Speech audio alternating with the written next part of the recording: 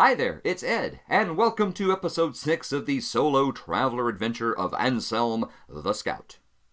Last time, as you recall, Anselm and Symon had gone to the archives on Zerasia looking for some specific information. Symon was looking for the crash site of the ISS Pursuit, the archaeological ship where he felt that the Ancients' mind control device was located. And he did find that the ISS Pursuit had gone down in a ravine on the first planet of the Zerasian system, which kind of made sense why Anselm and Symon did not find it in their initial scan of the planet's surface.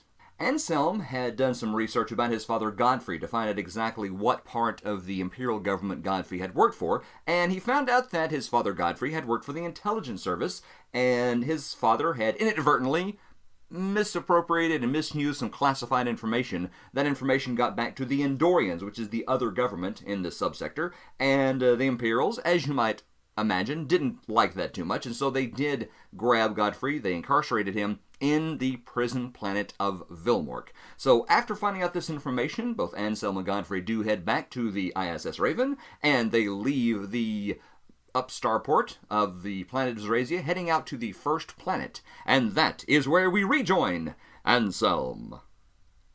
Anyway, all that being said, I'm gonna start a new scene, which means we need to update our lists in Mythic, and really there's not a lot to update. I don't think there were any new NPCs that showed up, so nobody shows up on the characters list. There are no new threads. We still have Find Dad, Find the Contraband, and also why was that space debris around Tackleon? Still don't know. Perhaps that'll be important later on. One thing I am going to do, though, since we're at the beginning of a scene, I'm going to change the chaos factor down to 5. Because I do feel like last scene, since it was just Anselm and Symon doing some research at the archive, that they were pretty much in control.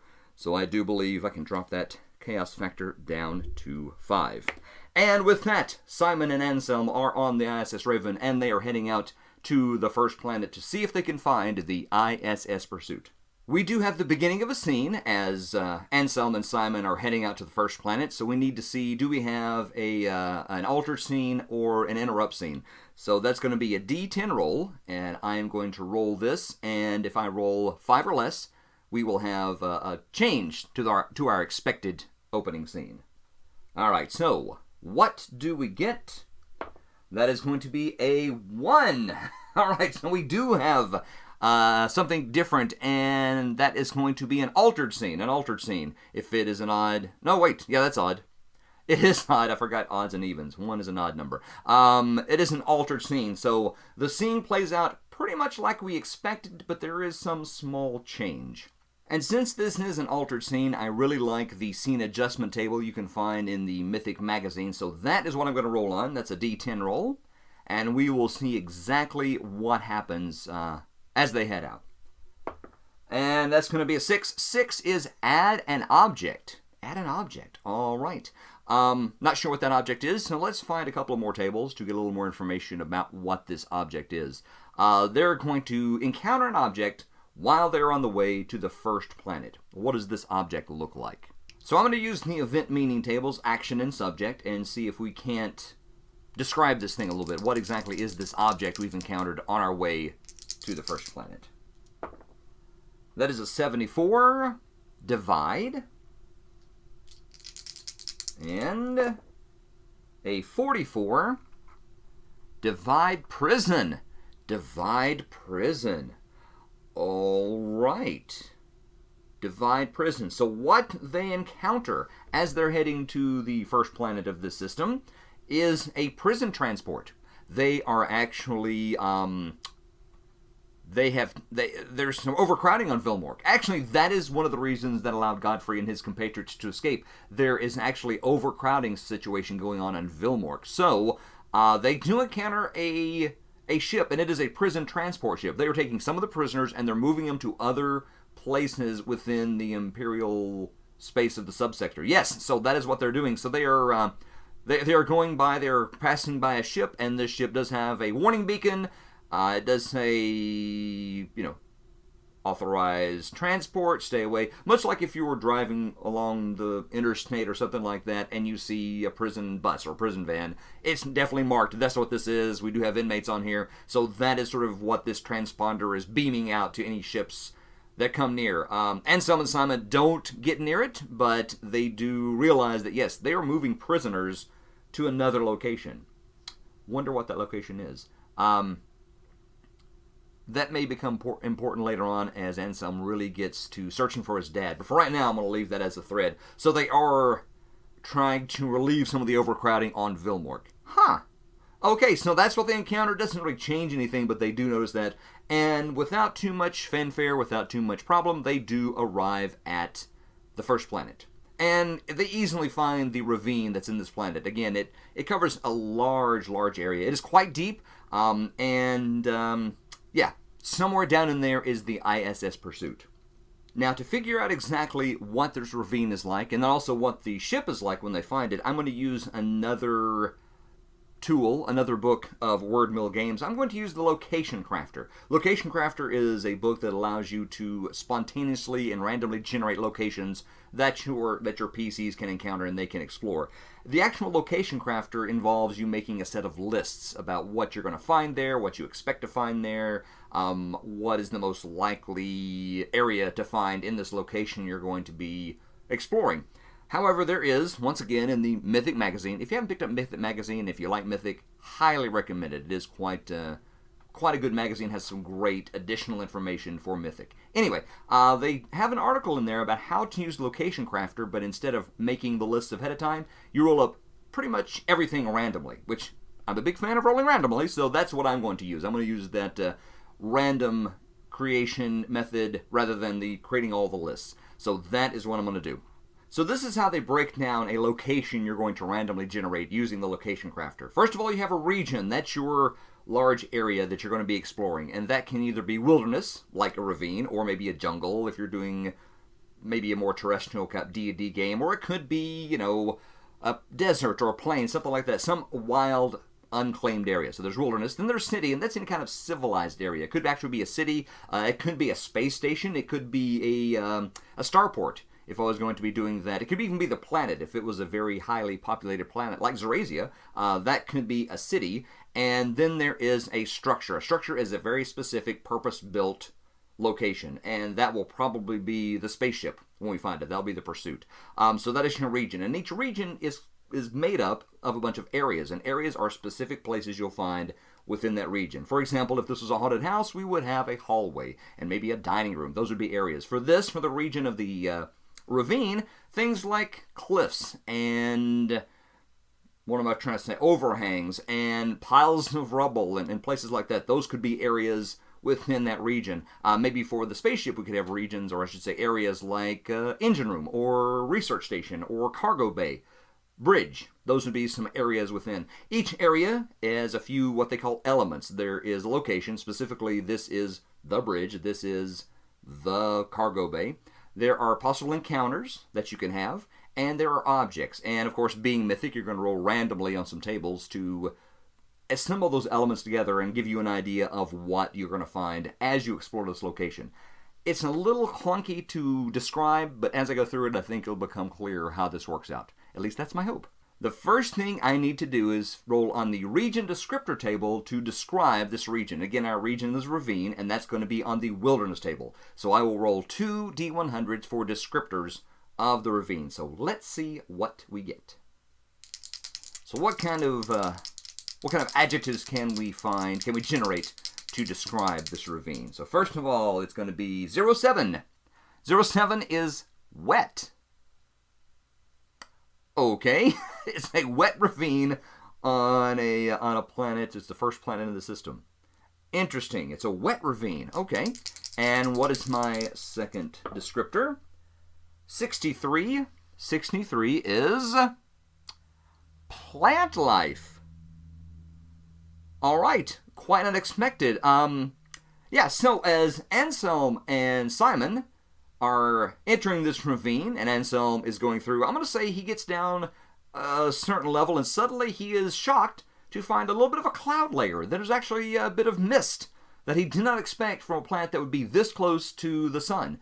And as he gets below that cloud level, he realizes that instead of the harsh and rocky and barren wasteland that he expected, this is actually rather green and rather lush. And actually, maybe not full-on Amazonian jungle, but much more plant life than he was expecting. As a matter of fact, he was expecting none. So the fact that it's wet, so there is that mist, there's a pervasive mist everywhere, and there is plant life everywhere. So he sees some trees, he sees some shrubbery, he sees some ferns, he sees just a general moss and things like that. Anselm was quite taken aback, and he immediately, going back to his old scout training, starts turning on recorders and whatever kind of testing sensor kind of equipment he has on the scout ship, which I think there would be quite a bit. He starts turning that on and recording everything he can, doing a voice recording saying, yes, this is Anselm of the Scout Service, and have found that there is actually life, and quite a bit of life, down in the ravine on this planet. He's going to check and see, is this something that... Was this known? I mean, surely somebody's had to have scanned this planet before and found this, but it is a very large ravine. Has anybody actually gone into this ravine to find this plant life? You know what? That's going to be a mythic question. I'm going to say that's actually very unlikely that somebody has actually checked this before, because I think he might have known that. He might have gone in expecting some plant life and some wetness.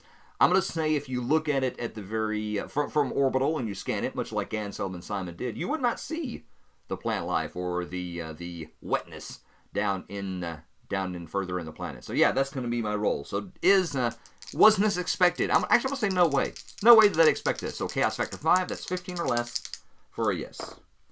36, no, a 35 rather. No, they did not. They did not expect this. This is a surprise both to Anselm and to Symon. And also, I'm going to say that this makes the sensors a little less effective. That may be one reason why they didn't notice anything other than the ravine, because the sensors don't penetrate this mist, this fog. Whatever it is, there's something about it that makes it a little more difficult to scan things. Maybe now that they're down in it, maybe it'll be a little bit easier. All right, so that's what we have so far. All right. See, that's why I love rolling randomly. I probably never would have come up with that. By the way, if you're a strict sort of science fiction person saying, I don't think that would happen actually on a planet much like Mercury, you're right. Probably wouldn't, but it's the fun of science fiction. Yay! I can sort of, add what I want. Even though I'm rolling randomly for what we find as we explore this ravine, I do know that there's one thing in this ravine, and that is the ISS Pursuit. So I can actually, I have a sheet for the ravine where I can record the locations, the encounters, and the objects. And since I know that there is at least one object, I'm going to go ahead and add that to this list. And that object, we know, is the ISS Pursuit. So that is what we're looking for. So I know the ISS Pursuit is in this ravine, so I'm going to go ahead and add that to my elements region sheet for the ravine. But I'm not sure, should it be a location or an object? I think an object. I think it's going to be an object. So that is going to be the ISS Pursuit. Add that to my list. All right, here we go. We're going to start generating the areas. And we do that randomly. There is a table for that. We need to determine, is this a large location or a small location? And I believe this is going to be a large location. Again, we've already said that this is a very large location. Oh, yeah, it's going to be a very large location. And so we're going to roll 1d10 and add progress points. For every roll that I make on one of these tables, I will add a progress point. And when I roll on that table again, I will add that number of progress points to my d10 roll. So first for location, we get a 7. 7 is expected, so the area looks pretty much like we expected. Then we have an encounter. What sort of encounter do we have? That is a 9. 9 is random. Oh my, we have a random encounter. And finally, the object. What sort of object do we find here? That is going to be a 9 as well, and a 9 is random. All right, so there is a random table. If you find something that's random, it will say, so location is expected. I'm going to say this is not what they expected, but it is a very green, fertile, almost like a valley rather than a ravine. There is a wide variety of plant life. Haven't really seen any animals yet. Maybe there are none. Maybe there are. We'll find out. But, he sees some trees, he sees some shrubbery, looks much more like a jungle than he was expecting it to look, and so Anselm, again, is recording all this for the Scout Service and anybody else who might need to know it. But now we need to find out what random encounter and what random object do we find. And we do that by going to the random element descriptors table. Like most things in Mythic, it is a D100 roll. There's a specific table for encounters, objects, and locations. And so we'll roll that a couple of times and find out what is the encounter that we have, which again could be an animal. Let's see what we get. So let's roll on this random descriptors table and find out what is the encounter and what is the object. So D100 for the encounter is 91. That is multiple. Oh my. And multiple 10 is multiple careless. Multiple careless. Okay, so whatever this encounter is, it's multiple and it's careless. Okay, let's go ahead and find out what the object is as well before. I have an idea what that may be, but let's find out what the object is, and that might help put everything into more context. As always with Mythic, context means everything. Let's find out what is this object that we find here. So that is 12. That would be a delicate. And 20 is delicate food. All right, so we have some delicate food and we have careless, multiple careless things. As they come sort of flying through the ravine, and because they are in a ship, they can cover a quite good bit of ground in a small amount of time. They're not sort of searching on foot, at least not right now. They may here in a little bit. As they come flying through, they actually notice there is a grove, and this grove has a group of trees that seem to be bearing some sort of fruit. It seems to be, it's purple. It's some sort of purple fruit hanging from this variety of trees, and the trees are, let's say, 15, 20 feet tall. So not massive, but, pretty good-sized fruit-bearing trees.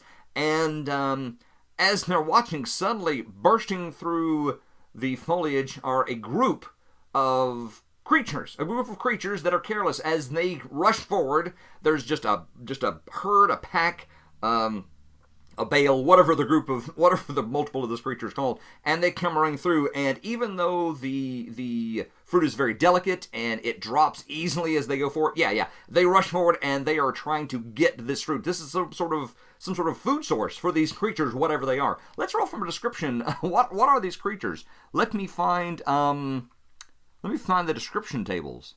I was gonna roll a descriptor in Mythic for the animals, but then I remembered, wait, there are animal tables in the Traveler book, and I'm trying to use the Traveler book as much as I can, so I'm going to do that.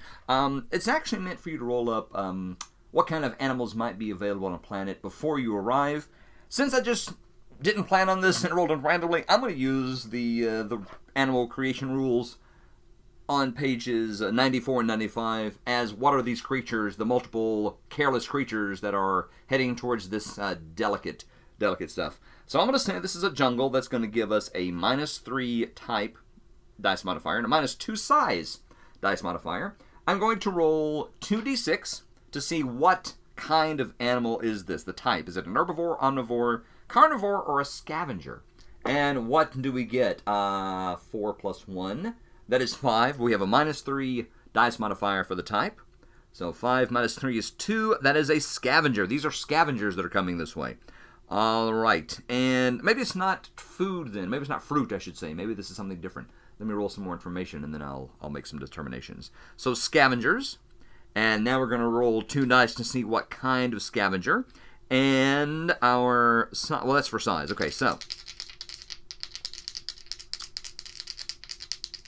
Oh, wait a minute, that was for encounters. Let me take a step back. I may be doing that wrong. Actually, you know what? I think I did that wrong. I applied the type dice modifier to my encounter column. So let me undo that one. All right, new over, mulligan. I'm going to roll the 2 dice and see what kind it is without the modifier. So let's try that again. That is going to be a 7, and that is an herbivore. So that makes sense. Now we will add the dice modifier to see what type of herbivore it is. So 2d6 is a 6, minus 3 is a 3. That is going to be intermittent. An intermittent herbivore. I don't know what that means. An intermittent herbivore, according to page 92 of the Traveler book, says that they do not devote full time to eating And they tend to be solitary. They usually freeze when an encounter occurs, fleeing if attacked by a larger animal. So that's what happens.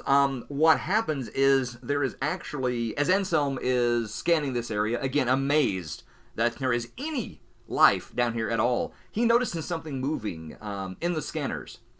And he is absolutely confounded. And he's like, you're kidding me. Is that actually... And he comes flying in closer, and he sees that, yes, it is like a four-legged, hoofed deer, for lack of a better term, that is nibbling on there's a shrub, something that is fruit-bearing, and there are these very delicate purple fruits that, as the creature nibbles them, few of them fall off and break and sort of plop open on the ground. And as Anselm gets closer, suddenly the creature sees it. He notices the ship coming in, and the creature is startled and turns and rushes off into the brush. And Anselm is absolutely amazed that, yes, not only is there plant life here, but obviously there is some sort of animal life existing down here in this ravine. Amazing. Symon says, Anselm, this is definitely not in my wheelhouse, as they say, but I'm a bit surprised to find plant life and, dare I say, animal life down inside this rocky, very inhospitable environment. And Anselm says, well, actually, the environment seems to be very hospitable down in the ravine. It's the planetary surface that is very inhospitable to any kind of life as we know it. This is quite a discovery. As a matter of fact, we might want to stay here for a while. Yes, I'm sure that the finding of plant and animal life down here has piqued your scout curiosity, but remember, we are here for a purpose. We must find the ISS Pursuit and the contraband that lies within. And Anselm, without a word, turns back around to his scout station, his piloting station, and he continues to fly through, finding exactly what other wonders may await them in this ravine. Let me make a note of this. So we do know that they're herbivores. So we have a location. The location is still jungle. So that is location number 1. We add a tick mark for our progress points. The encounter was a herbivore. It was a sort of like a deer, some sort of, I'm going to say it's probably some, well, some sort of deer that has stripes, has camouflage, has, a deer. I don't need to describe to you what a deer is. I think you probably know. It is a type of deer, and we did have a purple fruit. That was the object. So let me add those to this and add progress points to each one of those. And as Anselm continues scanning the area, he does go on a little further, seeing if they can find the ISS Pursuit. And we do move on to the next area, and we roll again for locations and for encounters and objects. This time I will add 1 to all of my rolls because I do have 1 progress point in each of these. So let's see what we get. So that's going to be a 7 plus 1 is 8. That is going to be expected, again, for the location. Then we're going to roll for an encounter. A 9 plus 1 is 10. That is another random encounter.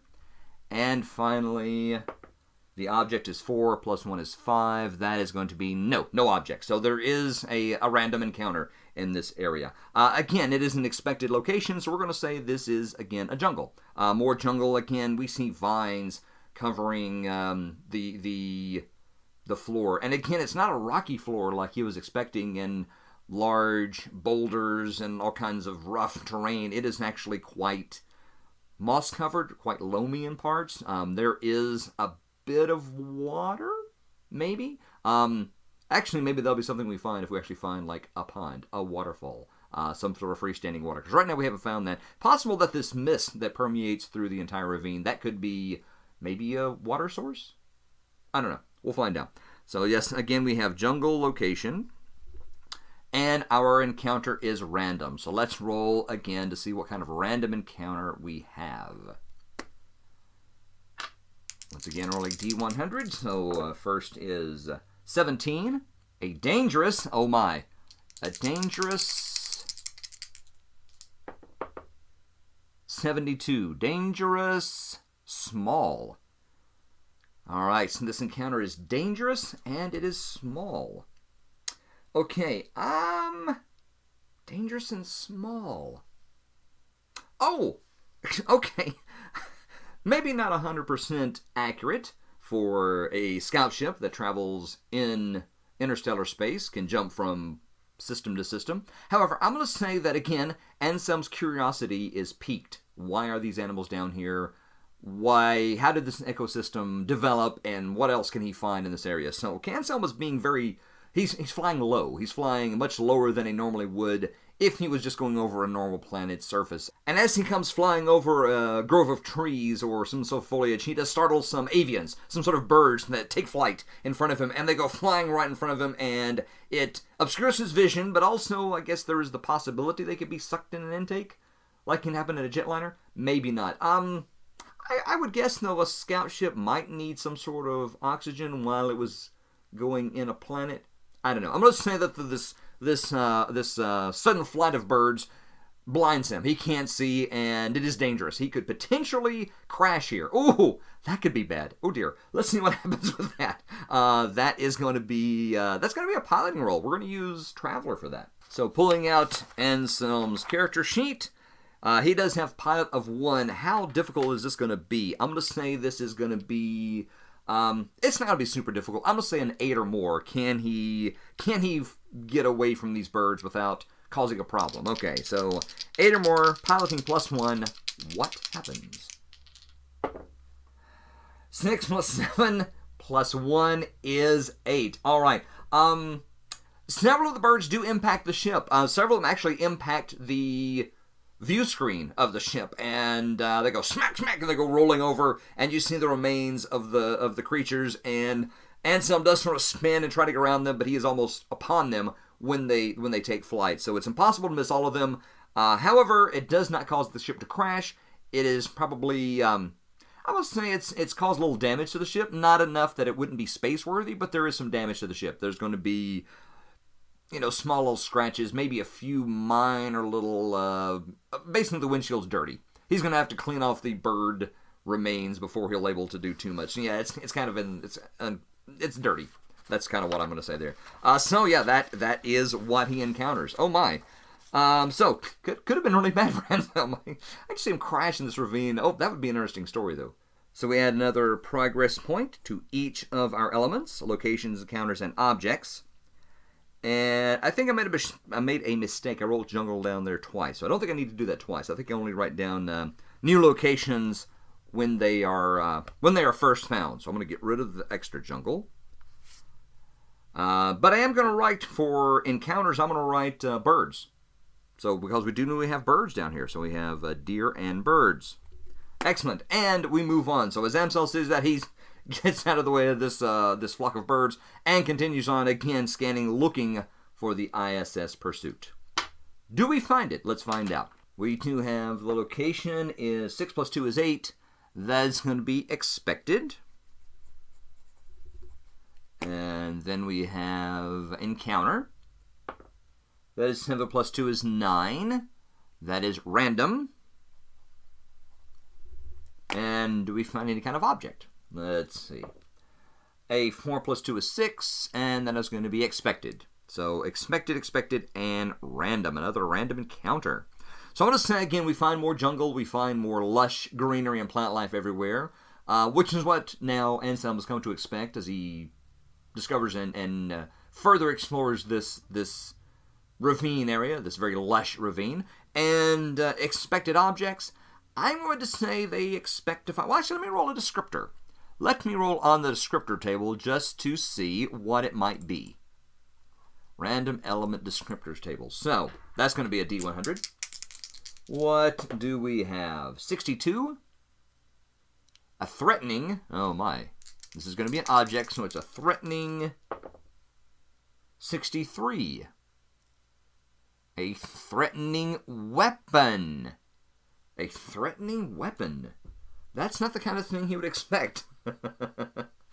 Oh, a threatening weapon. Okay. Does that mean he finds a sentient being that has a weapon?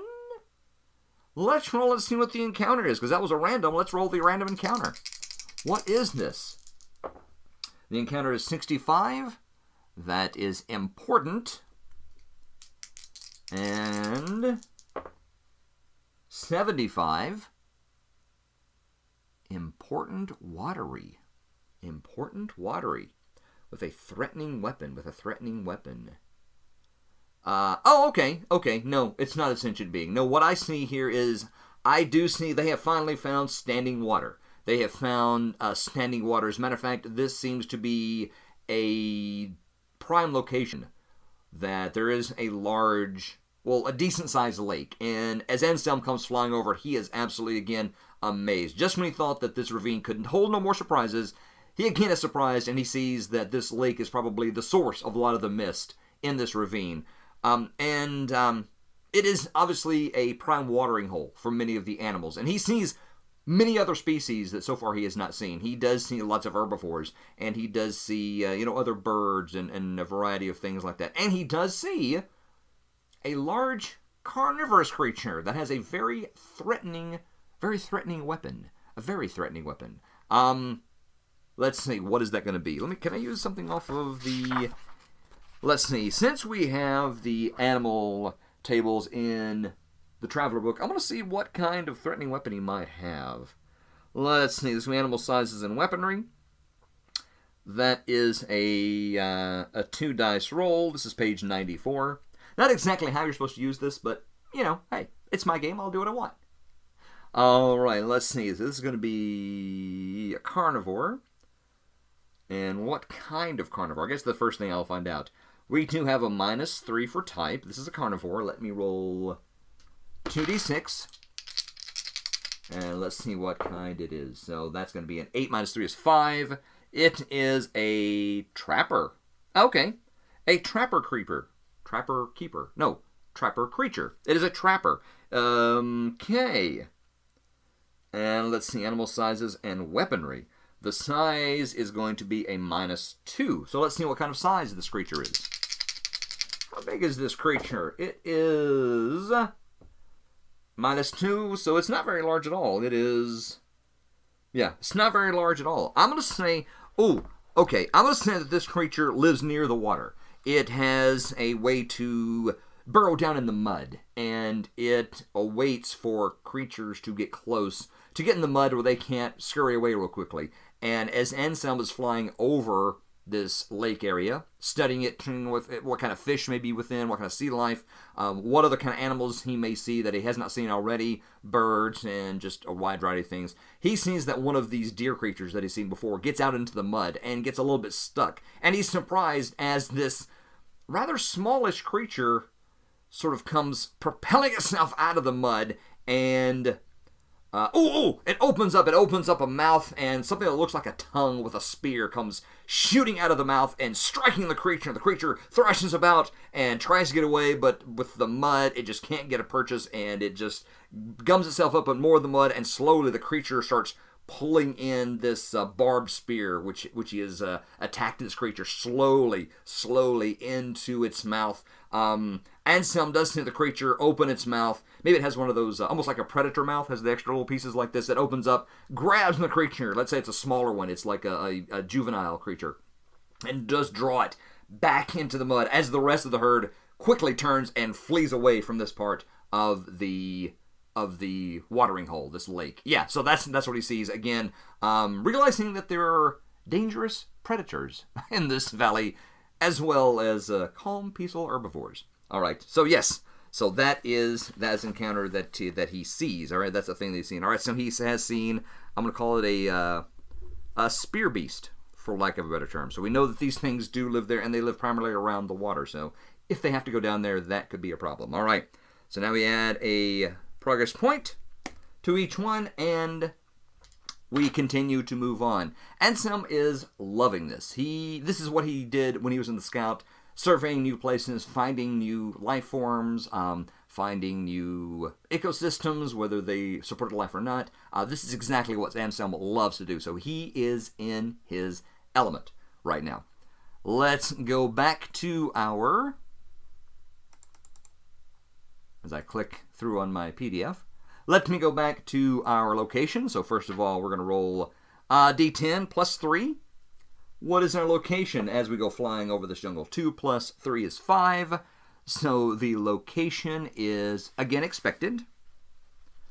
And what kind of encounter do we have? 6 plus 2 is 8. Or sorry, plus 3. 6 plus 3 is 9, which is random, a random encounter, another random encounter. What kind of object do we find? A 4 plus 3 is 7, and that is an expected object. An expected object. All right. I'm going to say that, again, there is no really expected object, other than I'm going to say there's more, location is more jungle, more greenery, more plant life. I'm going to say the object that he finds is, I'm going to say there's a particular tree. I'm going to say there's a very specific large tree that has a different color bark. Maybe it has a silvery, very pale-looking bark, and it is taller than the other foliage and the other trees around it. And it does stand out because it does stand higher than the rest of them. I'm going to say that it also is thicker and has longer branches. And those branches are a little higher than the other ones around. So yeah, it doesn't really necessarily mean anything unless the encounter says it does. Let's go ahead and roll on the encounters.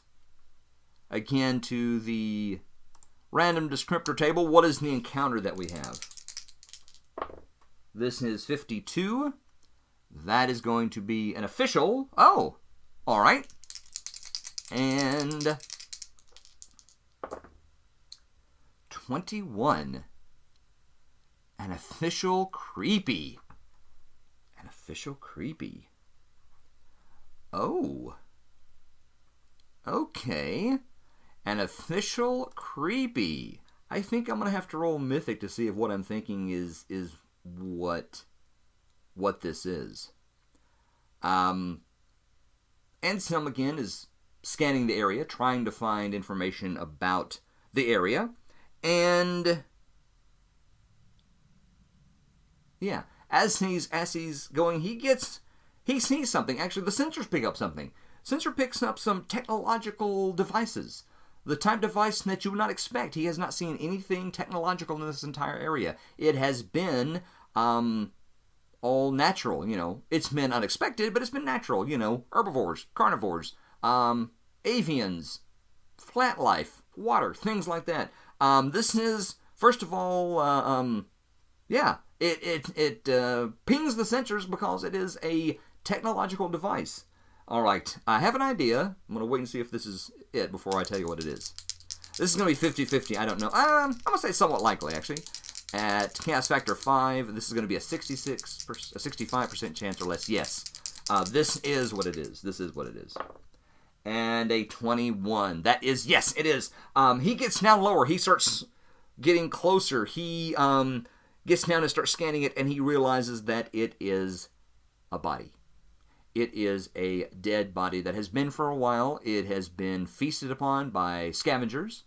So it is not intact, but he realizes pretty quickly from the sensors and the things that he has that this is more than likely one of the crew of the ISS Pursuit, that they potentially left the crash. Maybe they survived the initial crash and they left the crash looking for help, or maybe looking for a way to survive or a way to contact anybody, any other passing ship that could come save them, come help them.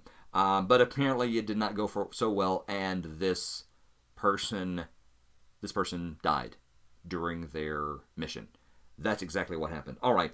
So I feel like at this point, since they have found a body, and someone actually landed at this point, he does come very slowly, almost hovering over the spot. He does scan the body as much as he can, but he realizes that they're going to need to get out and check this body to maybe get more information about who is it, what do they have, and did they die from injuries sustained from the crash, or did something kill them? Yeah, that's what they're going to need to find out. So they do. So Anselm does see it. He spins around. He does bring the ISS Raven in for a landing close by in a bit of an open area where they can land safely, and he is going to have to venture out into this ravine to see what's the state of this body, and can he get more information from it? Yes, that's exactly what happens. First of all, I guess we need to decide, is there atmosphere? Is there any kind of breathable atmosphere on this planet? That is going to be, again, a mythic question. I'm going to say it's like a sure thing. It has to be, because these animals are living here. Unless they are breathing some very exotic gas, which could be possible. But I'm going to say it's, a sure thing that this is an atmosphere that he can breathe. He may still need to wear his suit for protection or something like that, but this is going to be something that he is going to, he'll be able to breathe. So let's say that's a sure thing with chaos factor of 5. That's 90 or less that, yes, there is an atmosphere. And 77, yes, there is definitely an atmosphere. He finds that easily by doing scans. He's probably already found that out with some of the sensors that he's had going on since he arrived. And he does realize that this is a breathable atmosphere. So he does, again, land the ISS Raven. He does put on his protective gear. He does have, if I remember correctly, he does have mesh armor and cloth armor. All right. Let's see. Which of those is better? Not that I expect him to get into combat, mind you. But better safe than sorry. So let's find that here. Flipping through the book, personal combat, we find the weapons range matrix, and we find all these things. Let's see, mesh armor. Mesh armor, that's not what I'm looking. Oh no, it is. So it looks like mesh for things like teeth and horns and hooves and stingers. Let's see, that or cloth.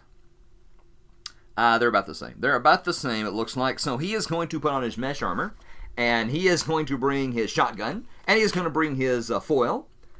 Symon says, "Do you think that's necessary? Do you believe there would be anything that would be harmful?" Anselm says, "Well, we do know that this person died, and I don't know if it was from the crash or something killed it, so I would like to be prepared, just in case." "I take your meaning, yes." "I shall remain here, then, shall I?" "Yes, probably a good idea. You just stay right here and monitor. If you see anything approaching me that I don't see, please let me know." Of course, yes." And so Anselm does lower the gangplank, and he does exit. Now, I get to show you some of the little models I made. So Anselm lands the ship, and he gets out of the ISS Raven alert for any kind of creature that might be nearby, just to be on the safe side. So Anselm does carefully approach the body that he finds. By the way, you'll notice that the tiles I made, and I made those tiles, look much more rocky and barren than the location that we found actually is. And that's because I expected this, when I made them, to be a rocky, barren ravine, not lush and green. Anyway, Anselm does carefully approach this body. So as Anselm gets closer, he does kneel down to check out this individual. First of all, let's roll randomly. Was this a male or female? 1 to 3, this is female. 4, it's a male. It is a male. He can tell that pretty quickly when he gets closer. And he's going to see, can he figure out exactly how long has the body been here? Let's see. He does not have a skill for that. He has, none of the skills that he has would help him with that. But he does have Jack of all trades, which would give him a 0. I guess medicine would be the skill he would use. Can he find out? Now, I'm going to say the body has been here a while. I'm going to say it's been here a while. So it's going to be, it's going to be a 8 or more for him to figure out how long has the body been here. So can he tell that? So let's see. And he got a 5. All right, so no, he does not know how long the body's been here. It is at a quite an advanced state of decay. But for how long it's been here, he really can't tell. Can he tell what happened to this person? Were they... Did they succumb to injuries they suffered during the crash of the Pursuit? Or was there something else that killed this creature? Let's find out. Killed this individual, I should say. So that again is going to be a medicine roll using Jack of all trades. And again, I'm going to say because the fact that this body is decayed, I'm going to say it's going to be a little more difficult. I'm going to say that's a 10 or more. Can he find out exactly what happened? And a 7 plus 0 is going to be 7. No, so he doesn't know exactly what happened. I'm going to say there is some signs easily seen that some sort of creature has eaten part of the body. So it is in both of advanced decay, and it has been eaten by probably scavengers or something like that. Anselm searches the body real quickly, seeing if he can find out what else does this person have. He found some sort of technological device, and that's what pinged his sensors and drew his attention. What exactly is this device? It's a communicator. It's both a clock and a communicator. It is like a little, it's like an arm communicator. Imagine, if you will, a very high-tech Pip-Boy, if you're a fan of Fallout, like I am. Something like that. So it's both a communicator, it is a timekeeper, it's almost like a cell phone on your arm, and that is what pinged the Raven sensors that drew them down here. Yes. And so Anselm is actually very excited about this because he does remove that from the corpse, and he's going to see if it still works. And that would be an electronics roll, and Anselm is good at electronics. So give him a chance to use one of the skills he's good at. See if it still works, and if so, maybe he could try to use that to find out where the pursuit is located. Maybe. Let's find out. First of all, can he get this thing going again? I'm going to stand the fact that it's been here, that there is a mist, that we've said that kind of inhibits the sensors of the ship, and because it's been here, out in the elements for a while, I'm going to stand this is going to be hard. It's going to be a 10 or more. So he has a +2 electronics, or a 2 in electronics. What does he get? And 8 + 2 is 10. Yes, he can make it work. It is in bad shape. It is bad repair, but Anselm, with his experience and his skill at electronics, he is able to get it working again. So Anselm quickly taking this and is going to go take it back to the Raven, see if he can use it to try to find out where the pursuit is located. Okay. As he heads back to the ship, though, is there a creature lurking nearby? I don't know. That's going to be a mythic question. That's going to be a mythic question, and we're going to say that's a 50-50 chance. I have no idea. So that'll be a 50% chance or less that, yes, there is a creature lurking somewhere in the foliage that may want to do Anselm harm. And we get 85 is no. So there is no creature, there's no danger. Anselm is able to get back to the Raven. He shows Simon the little communicator that he found, the chronometer, this all-in-one Omni tool, for lack of a better term. And he's going to try to use that to see if there is a signal coming. Oh, maybe there's a signal, a distress beacon coming from the pursuit that maybe did not penetrate this mist, because I did say it kind of messed with sensors, so maybe it's messed with that as well. That is a potential idea. That's going to be an electronics roll. I'm going to see if he's able to find where the pursuit is located by somehow tracing a signal. Maybe there's a link, sort of a computer link, so the people on pursuit could tell this person where they're going, or they could communicate back or send back a map where they were. There was some sort of communication between the pursuit and this individual who was leaving, probably to find help. All right, so let's see if we can do that. That's going to be that's going to be a hard roll, I think. So that's going to be his electronics of 2, 10 or more. Does he find a signal leading them to the pursuit? Let's find out. 4 + 1 is 5, + 2 is 7. No, he cannot. So although he did find this and he has high hopes, he does do what he needs to do. He cleans it up. He adds more power to it. He does the electronic things that needed to happen. But no, he is not able to use that to help find the pursuit, unfortunately. All right, so the search continues. I've got so many pieces of paper and so many things going on, I'm not sure that I have it all down, but I believe I do. So that's going to be 4 progress points on each of our elements. I'm going to put down the encounter was a corpse. I'm going to put that down as an encounter that Anselm has had, so maybe he'll find some more later. Ugh. Hopefully not. Hopefully none of the other pursuit. Well, I guess maybe the pursuit people are all deceived. We'll find out. We don't know. That's the whole point of rolling randomly. We don't know, right? And once again, for the elements, as they continue on, they do go to... Oh, wait. Again, rolling D100. Habit. Don't need to do that. Just a D10. But I add 4 to all of these rolls this time. So, 2 + 4 is going to be a 6. That, for location, is expected. So, more expected, more jungle. Let's roll again for our encounters. What do we have for that? That's a 1 + 4 is a 5. So again, that's none. So we have no encounter.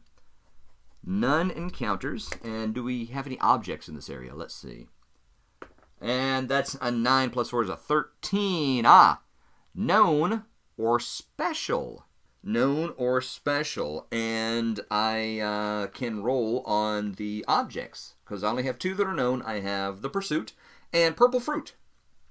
And that's 1 and 2. So I will roll a D10 to see which of those it's going to be, if it is the pursuit or if it's some more of this purple fruit. And if I roll something other than a 1 or 2, the chart says choose the most logical element. So I'm going to say the most logical element is going to be the pursuit. What does he find, though? Let's see. D10 5. That is the most logical element. So yes, he has found the ISS Pursuit, not too far from where he found the corpse. So whoever left looking for help didn't get too far from the actual pursuit. So they do leave the corpse, and they go flying. Again, they see more foliage, they see more vines, they see a few more animals here and there, maybe a few streams that are leading to that large lake they found earlier. But as they come up, maybe through some more foliage or get a little bit of height, seeing over some of the canopy, they do see a very large area of trees that have been knocked down, a big scar through the trees where things have been destroyed. They do head that way, and as they get there, they see in a large crater, a large area where something has impacted and wiped out much of the foliage that they would expect to find, they do see the remains of the ISS Pursuit. They are one step closer to finding this contraband.